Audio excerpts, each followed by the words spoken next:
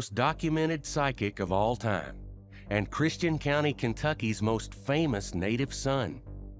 Known as the Sleeping Prophet, Edgar Cayce could treat illnesses, predict the future, often accurately according to Cayce scholars. While in a trance, Edgar Cayce delivered more than 14,000 predictions, each one recorded, documented, and studied for decades. And the strange thing is, so many of them came true. He warned about the stock market crash of 1929 long before it happened. He spoke of both world wars before the first shot was ever fired. He even described the discovery of the Dead Sea Scrolls years before anyone knew they existed. But among all those predictions, the ones that continue to unsettle researchers the most are the ones about America's future leadership. The greatest test for America. When Edgar Cayce spoke about the future, he painted a picture of a long, painful period he called the tribulations, a time when America would be pushed to its breaking point. In his readings, he described a country turning against itself, coastal regions dealing with disasters no one had ever seen before, and an economy that would collapse, rebuild, and reshape the nation in ways people could hardly imagine. And throughout his work, 2 years kept appearing again and again, 2025 and 2026, the years he believed would mark America's greatest trial. One of Cayce's readings, number 3976-15, from 1934, spoke of enormous changes within the Earth itself. He explained that these shifts would start slowly, almost quietly, before speeding up at a pace no one could ignore. He mentioned signs appearing in the South Pacific, the Mediterranean, and especially along the American coasts, places where the ground would break, waters would rise, and normal life would be disrupted. What made this even more unsettling was that Cayce linked these earth changes directly to moments of testing for those in power, suggesting that leaders would be forced into decisions they were not prepared to make. A few years later, in 1939, Cayce was asked about the future of American democracy, and his answer was even more alarming. In reading 1152 to 111, he warned that the greatest danger to democracy would not come from foreign enemies, but from within its own house. He said the internal division would reach its peak when the man of commerce holds the highest office, and this leader, he said, would be pushed into a defining moment where he would have to choose between siding with powerful financial interests or standing with the people. Cayce hinted that this choice could determine whether democracy survives or collapses. When you picture a businessman president being forced to choose between economic elites and ordinary citizens, the parallels become hard to ignore. Cayce also returned again and again to the idea of earth changes during this period. He predicted massive seismic activity in 2025 and 2026, especially along the Pacific coast and in regions long believed to be stable. These disasters, he said, would challenge the government's ability to act fairly and wisely. The leader in power would have to decide whether to take harsh, authoritarian measures to maintain control or allow freedom to remain intact, even if it meant facing greater chaos. According to Cayce, this moment would reveal what the leader truly stood for. This is where Cayce's warnings begin to connect with the figure he described as the businessman leader, a man whose decisions would shape the nation's fate during this intense period. In another reading, 270-35 from 1936, Cayce became even more specific. He said the mid-2022s would bring a moment when the destroyer becomes the builder, or the builder becomes the destroyer. It was his way of explaining that the American leader would reach a crossroads, either take a path that heals the nation and rebuilds what has been damaged, or choose a path that deepens division and pushes the country toward greater conflict. This turning point, Cayce said, would follow a great shaking, both physically within the earth and politically within the halls of power. According to him, the real test would not be a single crisis, but the choices made by the person leading the nation when those crises converge. The critical choice of 2026. According to Edgar Cayce's timeline, Everything points toward the second year of this term, 2026, as the moment when the real test begins. Casey described a convergence of pressures unlike anything America had faced before. Natural disasters, economic turmoil, and rising international tensions, all coming together in a way that would force the nation's leader into making a choice that runs against everything he had built his identity upon. It wouldn't be a simple political decision. It would be a turning point that revealed the true nature of the person holding power. Some scholars who study Casey believe that this critical decision is tied directly to the economy. Casey spoke of an aging financial system that could no longer sustain itself, predicting that it would need to collapse so a new one could rise. The collapse, however, could happen in two very different ways.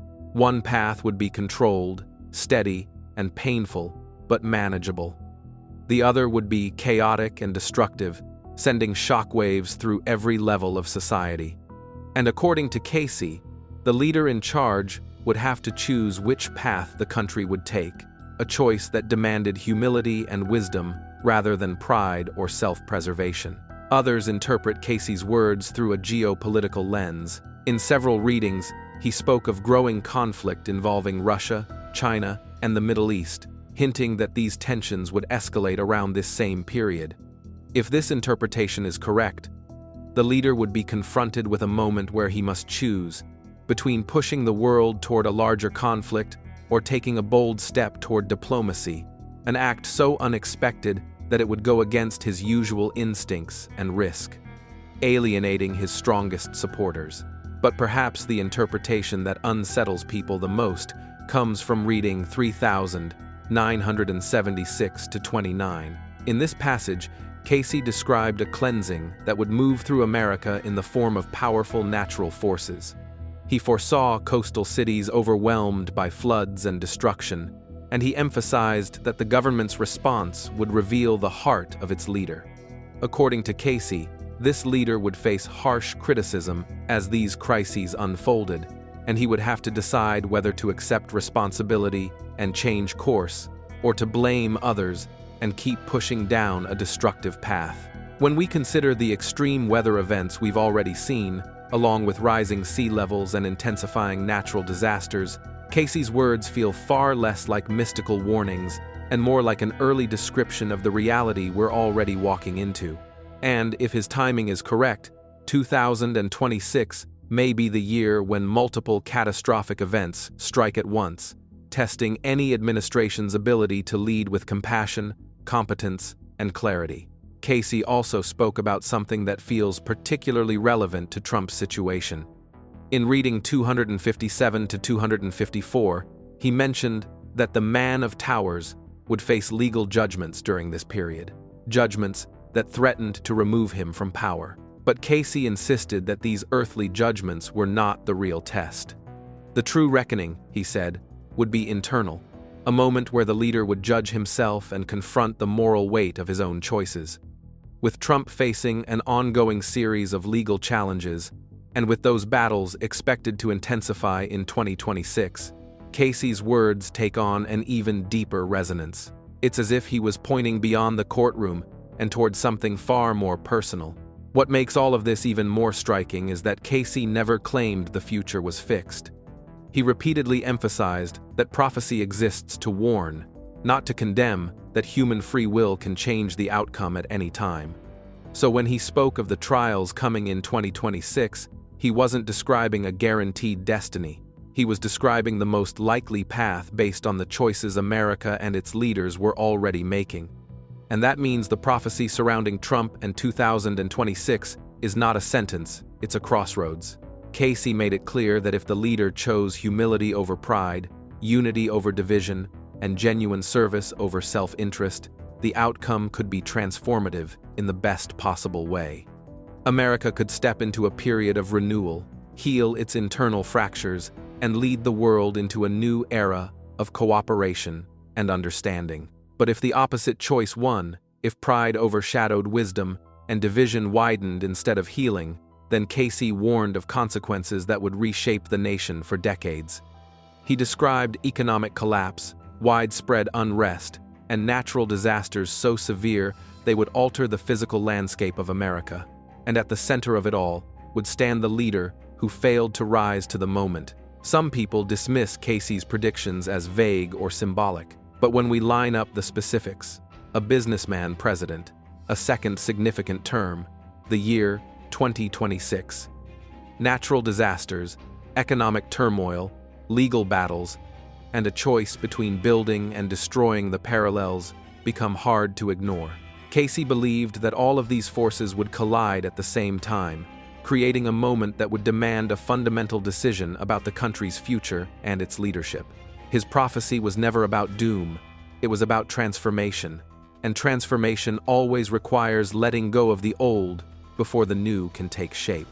The question we have to ask ourselves now is whether we are prepared to recognize the warning signs and respond with awareness instead of fear. Because if Casey was right about so many things in the past, then it's worth considering the possibility that he may have been right about what's coming in 2026. This isn't about choosing political sides. It isn't about believing or disbelieving in prophecy. It's about acknowledging that we are living in a moment that feels increasingly significant, a moment that a man nearly a century ago described with unsettling clarity.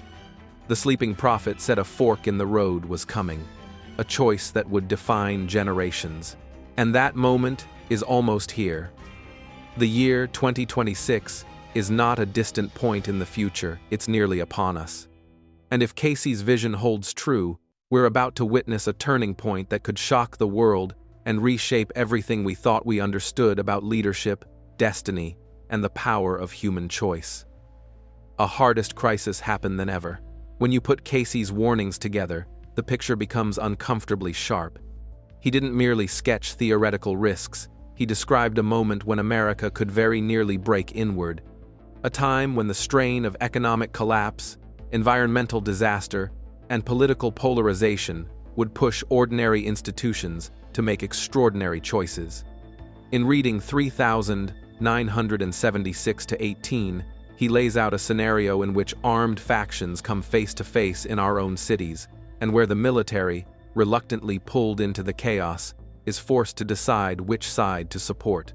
He is careful to call this a possibility, not an inevitability, but the force of his language makes clear how close the nation could come to a hard crisis if certain choices are made and certain pressures converge. The trigger, Casey says, is not a slow erosion, but a contested action, a bold, divisive measure taken by the leader that half the country views as necessary and the other half sees as tyrannical. It is that rupture which, in his timeline, happens in 2026 and sparks a rapid escalation. Protests that swell into violent clashes, emergency measures that strain civil liberties, and deployments of troops into major urban centers, not to repel an external foe, but to restore order amid internal breakdown. Imagine the psychological shock of soldiers patrolling streets where neighbors once met at coffee shops. This is the fork in the road moment Casey warns about, when the country must choose whether to pull back or to plunge further into chaos. Yet Casey's prophecy does not end in despair. Intertwined with the darker passages are specific glimpses of a path through a kind of spiritual and social recovery that begins only after things have been driven to the brink. He speaks of people remembering what matters, of communities rediscovering bonds that political rhetoric had frayed, and of grassroots efforts that bridge divides because survival forces cooperation. In his view, the crisis itself functions like a furnace, raw, dangerous, and purifying, and from it can come an awakening of conscience and solidarity if enough people refuse to be swallowed by fear. Timing matters a great deal in Casey's account. He flags the late summer to autumn window of 2026 as particularly critical, and he singles out November, the month of the midterm elections, as a defining moment. He envisions elections that are not ordinary contests over policy, but a referendum on the nature of governance itself, a moment when procedural choices will be read as existential ones. The results, he suggests, would surprise everyone.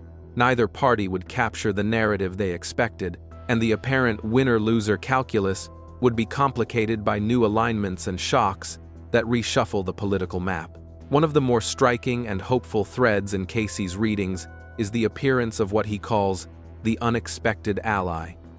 This is not a conventional politician, but a healer-type figure who steps forward from outside the usual arenas of power.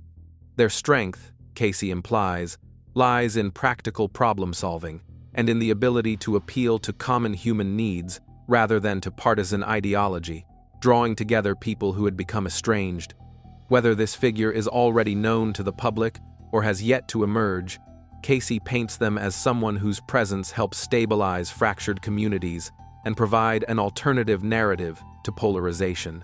All of this matters because we're not reading an ancient prophecy in a vacuum. We are living in 2025, and the pieces Casey pointed to a returning controversial leader, deeper divisions, a fraying international order, and mounting economic and environmental warning signs feel alarmingly present. That proximity is why his writings still stir debate. The readings function both as a warning and as a call to action.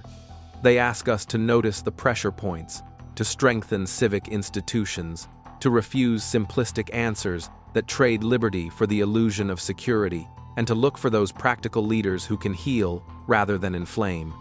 America predictions came true, because Casey's track record includes striking hits, predicting both world wars, describing the 1929 crash with eerie detail, foreseeing the Dead Sea Scrolls decades before discovery, and hinting at medical approaches that only later proved useful. Researchers treat his mid-century readings with a seriousness that surprises many. Those aren't random boasts. They're documented statements transcribed by stenographers and preserved for decades, which is why when Casey began naming a turning point in the 2020 seconds, people paid attention.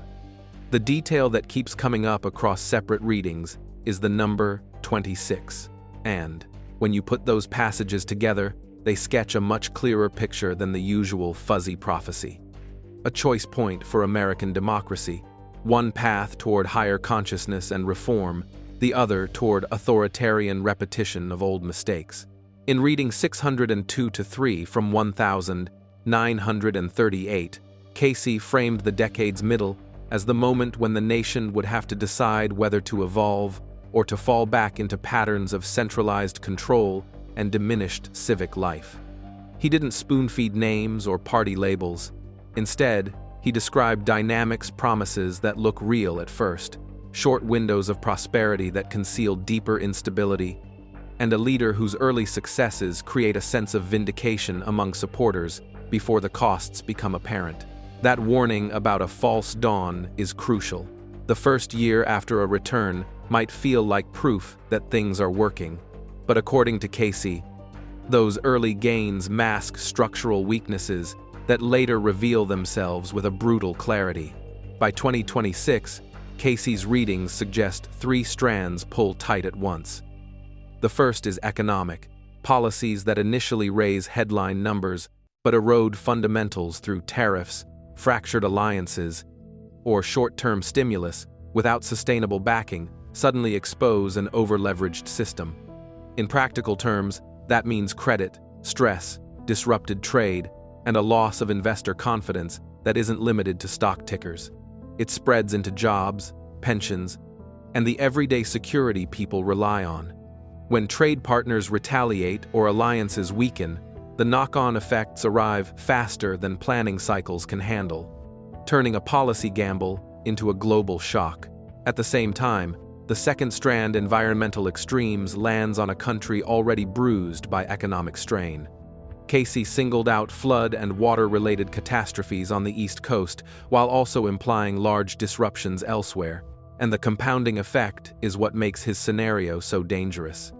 Imagine critical ports and coastal infrastructure out of service just as supply chains are trying to reroute, or emergency budgets diverted from recovery to stabilizing basic services. The combination of financial stress and failing infrastructure multiplies human suffering and stretches the capacity of local and federal response teams, creating scenes that look less like isolated disasters and more like systemic failure. The third and most volatile element is constitutional pressure.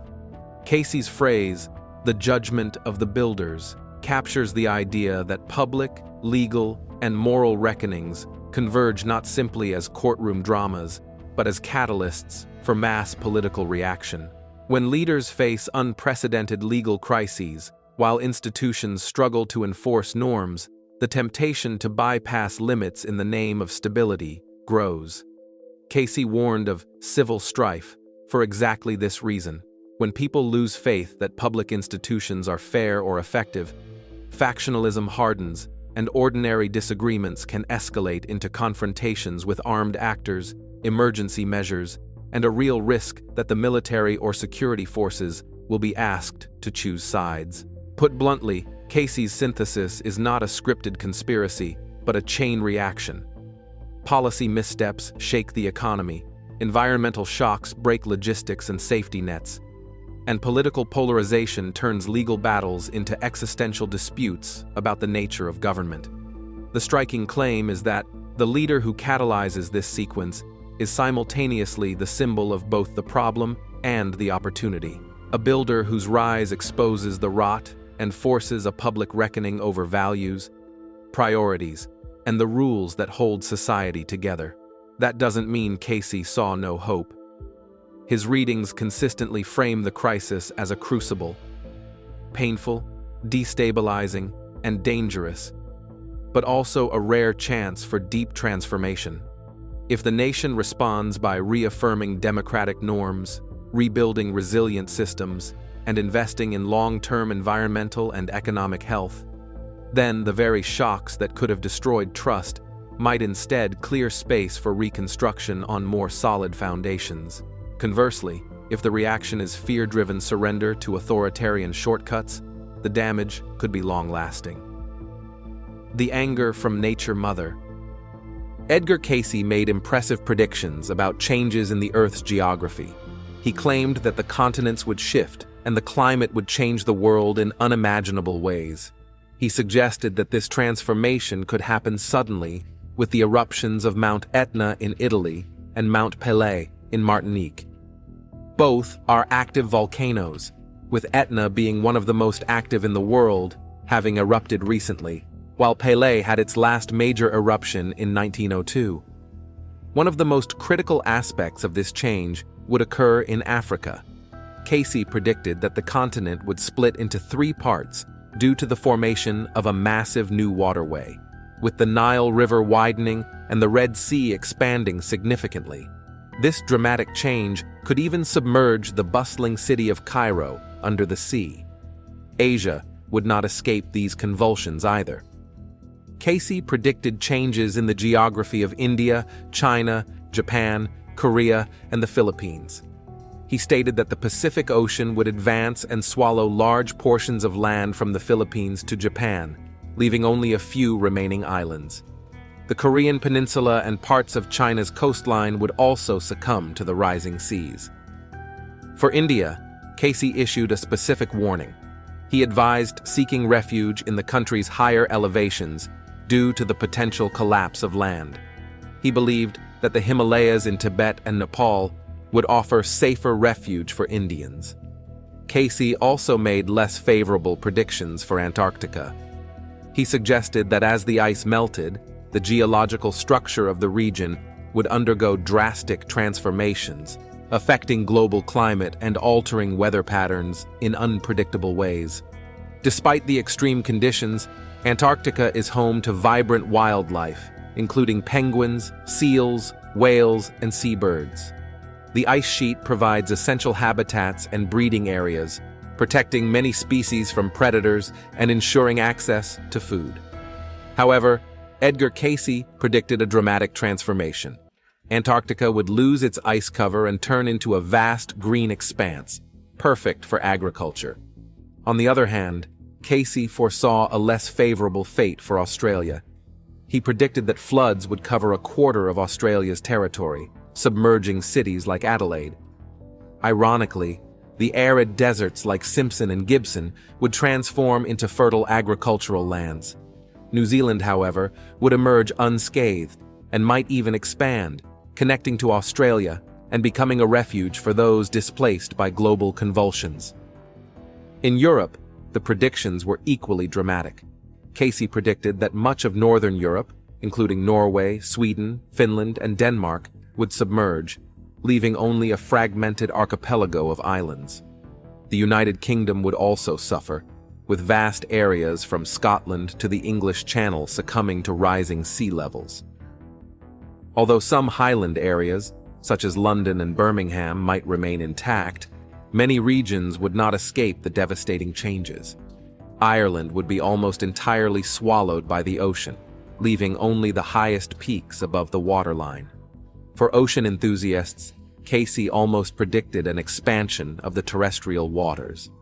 A new sea would emerge from the merging of the Black and Baltic Seas, cutting Russia off from continental Europe and extending into Siberia. This would position Russia as Europe's granary, a fertile agricultural power.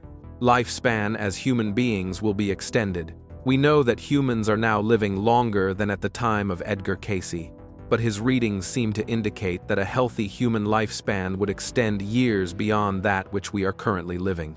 He once said, "Now we find there are many changes in the body since we have had this, many for good. Many of the organs and the conditions show the changes as come about by the natural, or so-called natural, conditions, in changes as the body succumbs to the effects of age or usage in the system. Much of this may be overcome. Man should live much longer than has been ordinarily given, and will." While we have seen improvements in healthcare that have increased lifespans compared to Cayce's time, living for centuries remains a drastic idea. It would mean not just adding years to life, but also maintaining good health over extended periods. Cayce's vision implies that future generations might enjoy a longer and better quality of life in their later years. This could lead to changes in how societies are structured, including retirement ages and healthcare systems. The idea challenges us to think about aging not as a process of decline, but as an opportunity for continued growth and contribution to society. While Cayce's specific time frame and ways for achieving these longer lifespans remain uncertain and speculative, his vision encourages us to consider the possibilities of future medical advancements and their potential impact on human longevity. It makes us imagine a future where aging is viewed differently, with new opportunities and challenges for individuals and society as a whole. Warning of spiritual collapse. Cayce's warnings reached beyond cracked asphalt and collapsing piers. He described a collapse of faith that would accompany any great geological rupture, a period when hope itself would feel as unstable as the ground beneath people's feet. In his view, the shaking of the earth and the shaking of human trust were two expressions of the same fracture. Physical destruction would expose spiritual fractures, and as towns and systems failed, many hearts would falter, leaving people confused, fearful, and profoundly isolated. Those who listened to Cayce heard more than imagery of broken roads. They heard a diagnosis of a society at risk of moral exhaustion. He pointed to small quakes, unusual subterranean movements, and accelerating environmental signs as early warnings, symptoms that, in his vision, would precede a far larger rupture. Once the first great break began in the south, he taught, the process would not stop. Stress would cascade along linked fault lines, and the resulting chaos would overwhelm ordinary mechanisms of comfort and control. Without warning systems that functioned or institutions capable of quick, humane responses, despair could spread as quickly as the water. What Cayce really wanted to say is when familiar places are lost, the social and spiritual scaffolding people rely on can dissolve with them. He imagined families uprooted in an instant, communities separated by new waterways, and entire neighborhoods rendered memory-scarred islands of loss. The sea, he described, did not arrive as a gentle tide, but as a rushing, violent force that erased the border between land and life, leaving survivors to grapple with grief, disorientation, and the difficult work of meaning-making. The consequences he sketched extended well beyond immediate suffering. Economic systems would falter, supply chains would break, and lines of communication that tie a functioning society together could be severed. Ports and highways, financial centers, and hubs of governance would face paralysis, and with that paralysis, would come cascading shortages, insecure shelter, and the collapse of routine medical and social services. In such a scenario, fear would not be an abstract emotion, but a practical threat to survival, and spiritual resilience would become as vital as food, water, and shelter. Yet Cayce framed this bleak prospect with a purpose. The catastrophe was also a test, an opportunity for renewal. He insisted that the collapse of institutions could be the crucible that forces people to confront priorities, abandon selfish systems, and rebuild toward humility and community. In his vision, the spiritual reckoning called for more than prayer. It required solidarity, the revival of neighborly bonds, and a reorientation away from materialism and toward values that sustain collective life. This emphasis on moral recovery shaped the practical implications Cayce offered. Preparation, he argued, had to work on two levels simultaneously: tangible readiness through supplies, safe locations, and community planning, and inward readiness through faith, humility, and a willingness to serve others.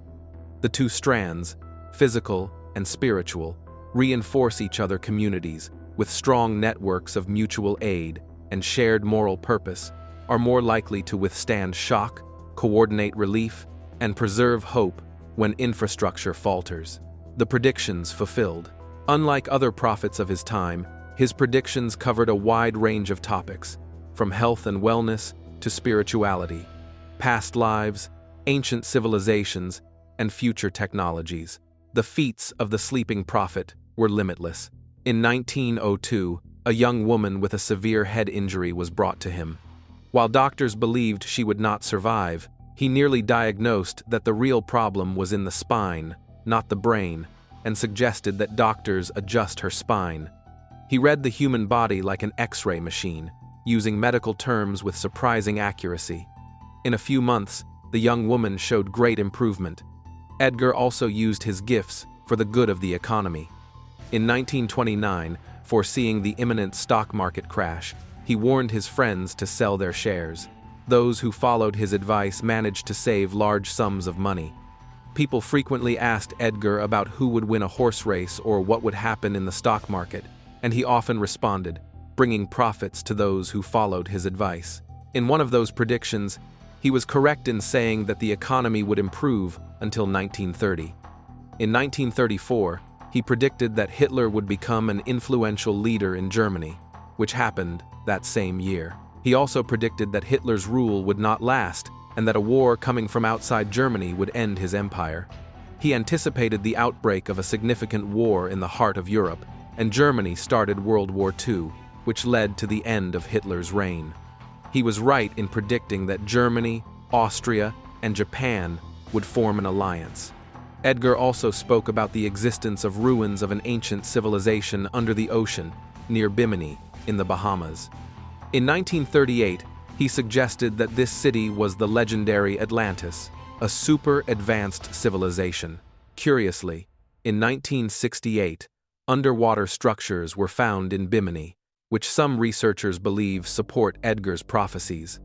He described Atlantis as a vast continent in the middle of the Atlantic Ocean, with technology more advanced than ours, but which disappeared under the ocean about 10,000 years ago due to a great flood. Could this flood be the same one recorded in the Bible during the days of Noah? One of Edgar's most famous predictions was about the 44th president of the United States. He said that this president would be African American, which came true with the election of Barack Obama. Edgar also predicted the deaths of Presidents John Kennedy and Franklin Roosevelt and anticipated civil and racial rights issues that would lead to social unrest in the United States during the 1,960 seconds. Additionally, he was aware of the realities of the Cold War, predicting many of the challenges and tensions of the time. At the height of the Soviet Union's power, Edgar made a surprising statement. The hope of the world would come from Russia, not through communism, but through freedom. He claimed that this hope would take time, but that Russia would eventually free itself from communism, which came true with the dissolution of the Soviet Union in 1991. Another impressive example involves the Jewish sect of the Essenes. In 1934, when little was known about them, Edgar provided detailed descriptions that were later proven accurate. He even predicted the discovery of their records and documents, which was confirmed only 12 years later with the discovery of the Dead Sea Scrolls. All these impressive predictions of Edgar were fulfilled in the 20th century, and he also made some grim predictions for our times. Despite the skepticism, Cayce still has fervent defenders who highlight the accuracy of some of his diagnoses and advice to sick individuals, even without medical training. These controversies and debates about his predictions keep the curiosity and fascination for his figure alive to this day. Edgar Cayce's enduring legacy, fueled by widespread interest in psychic phenomena, continues to intrigue many. A recent survey revealed that many believe in some form of extrasensory perception or psychic ability. It also highlighted the difference between believers and skeptics. While skeptics tend to be more analytical and critical, believers generally have a more emotional and creative mindset. Interestingly, those who believe in psychic abilities reported experiencing greater happiness and lower levels of stress than skeptics. The enigma of psychic abilities and religious miracles has always fascinated humanity, especially because they challenge traditional scientific explanations. It is undeniable that such experiences can bring comfort to those who suffer, hope to those facing difficulties, and a sense of order in an often chaotic world. Although there is debate about the authenticity of his psychic abilities, Cayce's legacy reminds us that, regardless of our personal beliefs about the paranormal, compassion and altruism have a profound and real impact.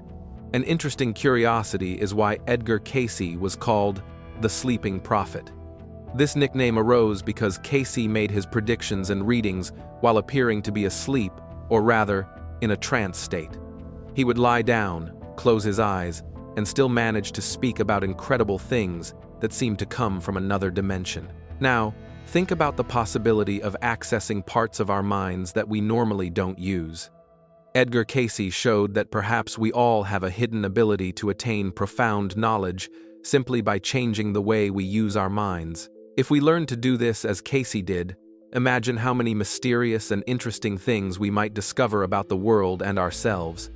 This makes us reflect on the incredible power that resides within each of us, waiting to be explored. The wrath is coming in California. Among Cayce's prophecies, none was more vivid than his vision for California. He described a sudden, catastrophic sequence in which the ground would gape open and the Pacific would surge inland, swallowing neighborhoods and rewriting coastlines. He sketched a cataclysmic process, a violent quake beginning in Southern California, followed by a cascading sequence of ruptures that marched northward like falling dominoes until entire regions no longer resembled the maps people had memorized. He described this upheaval not merely as geological movement, but as a social and spiritual rupture, an event that would test faith, shatter systems, and force communities to confront what mattered most. The imagery he used, buildings tilting, highways snapping, water lines and power grids collapsing within minutes, paints a picture of immediate chaos and long-term transformation, where everyday life is interrupted so completely that recovery becomes a spiritual as well as a practical endeavor. Cayce positioned the beginning in the South, pointing to a stretch of land from San Diego through Los Angeles as the first to suffer. In his visions, the shock is not localized. Instead, a primary rupture transfers stress along interconnected faults, setting off secondary breaks that accelerate the devastation. This domino model is crucial to understanding the scope he described. Damage in one region would not be an isolated catastrophe, but the trigger for a systemic breakdown that could affect supply lines, communications, and governance across the western seaboard. Cayce offered the idea of deep, prolonged shaking long enough to break open the earth, the failure of essential infrastructure within minutes, and the northward propagation of pressure. It is the kind of description that turns abstract geological risk into scenes the mind can't easily forget. Families trapped where streets once ran, emergency centers cut off from the rest of the world, entire neighborhoods rendered islands of rubble and water. Cayce warned us, if water lines, power grids, and communications fail across a wide region, the domino effect reaches into the economy, healthcare, and national security. Ports go dark, supply chains stutter, and critical services become impossible to coordinate. Millions displaced by sudden inundation would require a large-scale humanitarian response, while the loss of major urban centers would force the nation to adapt to a wholly altered geography.